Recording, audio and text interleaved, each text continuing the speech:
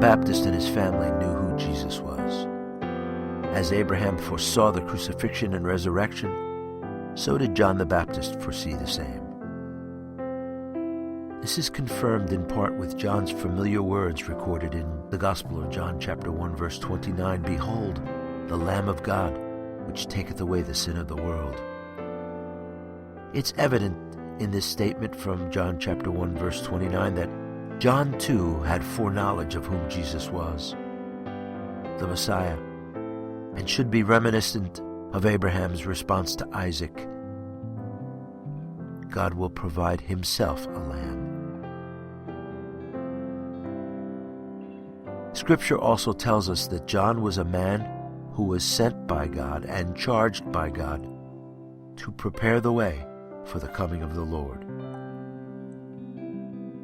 You may or may not recall that John and Jesus' nativities are spiritually interconnected. It was in the 6th month of Elizabeth's pregnancy with John the Baptist that cousin Mary became pregnant with Jesus when the Holy Ghost overshadowed her. That is the power of the highest, as recorded in Luke chapter 1 verse 35. And shortly thereafter, Mary went to visit her cousin Elizabeth. Luke chapter 1 verses 39 through 44 records, "And Mary entered into the house of Zacharias and saluted Elizabeth. And it came to pass that when Elizabeth heard the salutation of Mary, the babe, that is John the Baptist, leapt in her womb, and Elizabeth was filled with the Holy Ghost. And she spake out with a loud voice and said, Blessed art thou among women, and blessed is the fruit of thy womb. And whence is this to me, that the mother of my Lord should come to me? For lo, as soon as the voice of thy salutation sounded in mine ears, the babe leapt in my womb for joy." These were supernatural, prophetic words from this Spirit-filled woman of God. Elizabeth knew Mary had been impregnated with the Son of God without being told by Mary. She was given an understanding of the mystery of the birth of the promised Messiah few can comprehend. Not only did Elizabeth understand that Mary was the mother of the promised Messiah, but John the Baptist's father, Zacharias, a priest, also had prophetic revelations about the promised Messiah which were passed on to their son. It's recorded in Luke chapter 1 verses 67 through 73.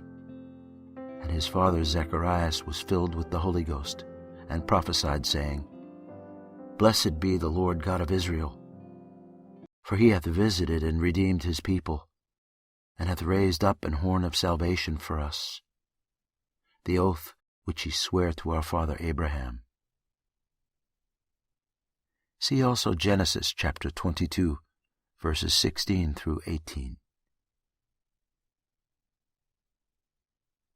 Luke chapter 1 verses 76 through 78 records, "And thou, child," that is John the Baptist, "shalt be called the prophet of the highest, for thou shalt go before the face of the Lord to prepare his ways, to give knowledge of salvation unto his people by the remission of their sins, through the tender mercy of our God, whereby the dayspring, that is Jesus, from on high hath visited us." When Zacharias used the word hath, he was making prophetic statements.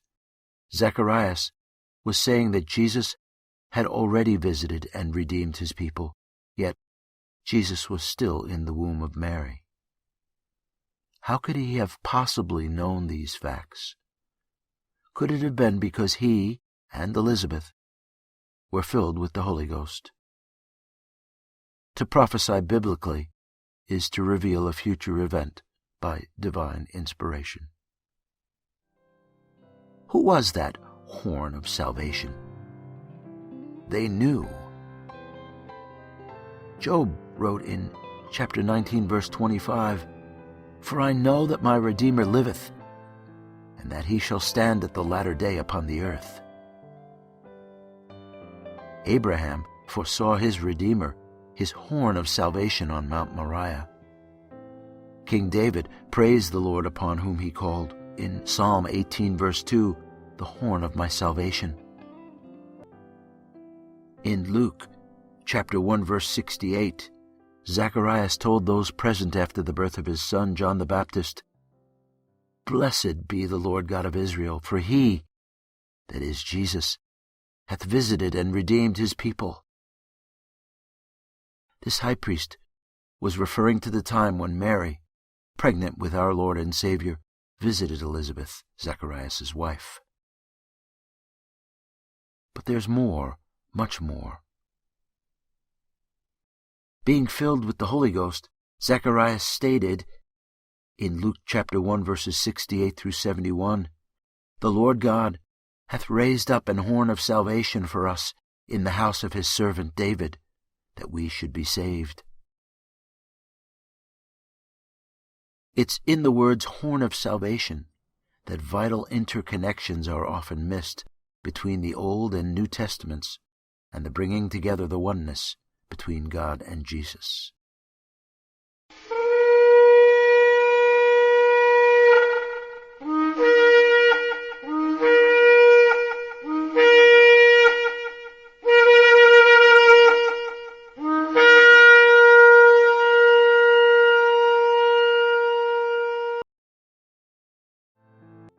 It is recorded in Deuteronomy chapter 6 verse 4, The Lord our God is one Lord. Mark wrote in Mark chapter 12 verse 29, And Jesus answered him, The first of all the commandments is, Hear, O Israel, the Lord our God is one Lord. Matthew confirms the same message in Matthew 22 verse 44. The Lord, that is, Father God, said unto my Lord, that is, Jesus the Messiah. Jesus is our horn of salvation. The first time the word horn is used in the Bible is in that prophetic scenario where Abraham offered Isaac as a sacrifice. That's also when his faith became a similitude or foreshadowing of what Father God would do when he, years later, offered up his only begotten son, Jesus. Abraham, however, was not to strike the knife through the heart of his only son, Isaac. This was because the Father, who would sacrifice his only begotten son, was a future picture, a similitude of what God the Father would do some 2,000 years later. Notice, Jesus was not merely a son, nor an only son. He was the only begotten son. Begotten means sent or came forth from God. Thus, Abraham's downward thrust of the knife was halted as he was simultaneously shown God's temporary sacrifice, a ram caught in the thicket by his horns. It's recorded in Genesis chapter 22 verse 13, And Abraham lifted up his eyes and looked, and behold, behind him a ram caught in a thicket by his horns. And Abraham went and took the ram and offered him up for a burnt offering in the stead of his son. The ram's horns, as a similitude, were an instrument to redeem Isaac. Zacharias prophesied that God raised up a horn of salvation to save his people. How is Jesus connected with this horn? Jesus is another name for salvation. Matthew chapter 1 verse 21 records, And she shall bring forth a son, and thou shalt call his name Jesus, for he shall save his people from their sins. Acts chapter 2 verse 21 records, And it shall come to pass that whosoever shall call in the name of the Lord, that is Jesus, shall be saved. Acts chapter 4 verse 12 records, Neither is there salvation in any other, for there is none other name, that is Jesus, under heaven, given among men, whereby we must be saved. John chapter 20 verse 31 records, But these are written, that ye might believe that Jesus is the Christ, the Son of God, and that believing ye might have life through his name. His part, our part. Jesus is our horn of salvation. However, we have a part in working out our salvation. It's not enough to point to the cross and say, "This is where my sins were taken away," if I am daily living in a lifestyle of sin. Justification by faith and redemption through the blood of Jesus will not atone, that is, pay or absolve, for sin if my daily life is unholy by participating in those things God hates or those actions he tells us in his word, the Bible, are sin. Fornication, adultery, especially overlooked are adulterous marriages. Study Luke, chapter 16, verse 18, Romans, chapter 7, verses 2 and 3, and Mark, chapter 10, verses 11 and 12. Lying, including not doing what we say we will do or when we will do it. Drunkenness. Consider even a perceived need for that evening drink to relax or what is excused as social drinking. Study Habakkuk chapter 2 verse 15, Proverbs chapter 20 verse 1, and Proverbs chapter 23 verses 31 to 35. Unforgiveness, together with continually bringing up past offenses by those who have offended us. And bitterness. Rebellious actions do not honor the name of Jesus. We are called to walk before him in righteousness. That's where and how purity of heart takes place, by the washing of the word. A heart, that is, spirit and soul, not hardened by sin, will be convicted of sin, and that person will turn from sinful behavior. It's not a matter of I can't, but I won't. The word cleanses the desire to sin. Psalm 119 verses 9 and 10 records, "Wherewithal shall a young man cleanse his way? By taking heed thereto, according to thy word. With my whole heart have I sought thee. O, let me not wander from thy commandments." Cousins John the Baptist and Jesus were both killed for extending a kind of love few recognize. Born 6 months apart, both were sent by God. However, the birth of Jesus was by the supernatural overshadowing of Mary by the Holy Ghost, begotten in the womb of Mary, who was a virgin, but without a human father. The conception of John was also a miracle, as Elizabeth and Zacharias were both, as recorded in Luke chapter 1 verse 7, well stricken in years. However, their conception of John was through the human seed of Zacharias. John the Baptist was murdered by King Herod because he told Herod and his adulterous wife their marriage was not lawful. Jesus was crucified because he said he was the Son of God, making himself God, which was who he was. Jesus lived a totally sinless life, but laid down his life to pay the sin debt for the very ones who hung him on the cross, and for you and me, even today. However, Jesus' death would not have provided eternal life for us if he would not have risen from the tomb bodily.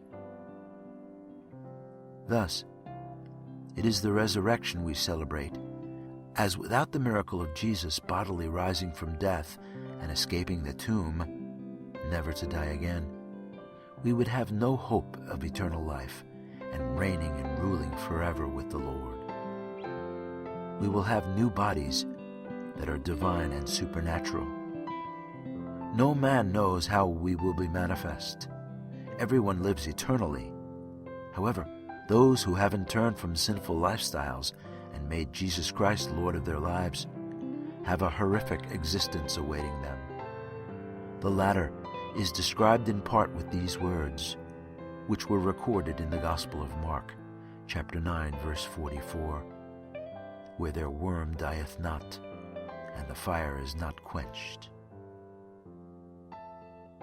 In the end, God graciously restores our access to the tree of life. This access is provided through Jesus Christ, the Lamb of God, which taketh away the sin of the world. So we celebrate that each of us can partake in the resurrection.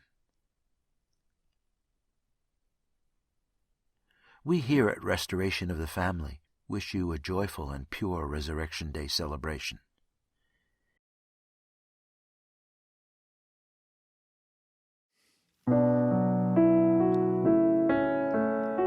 Thank you, Jesus. Thank you for doing all you've done for us, everything for us. Everything, Jesus.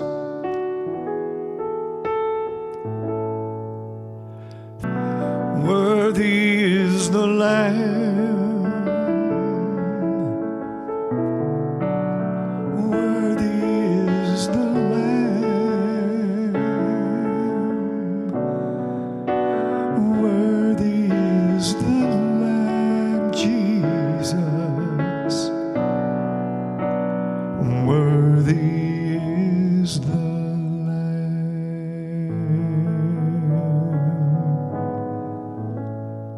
Thank you, Jesus.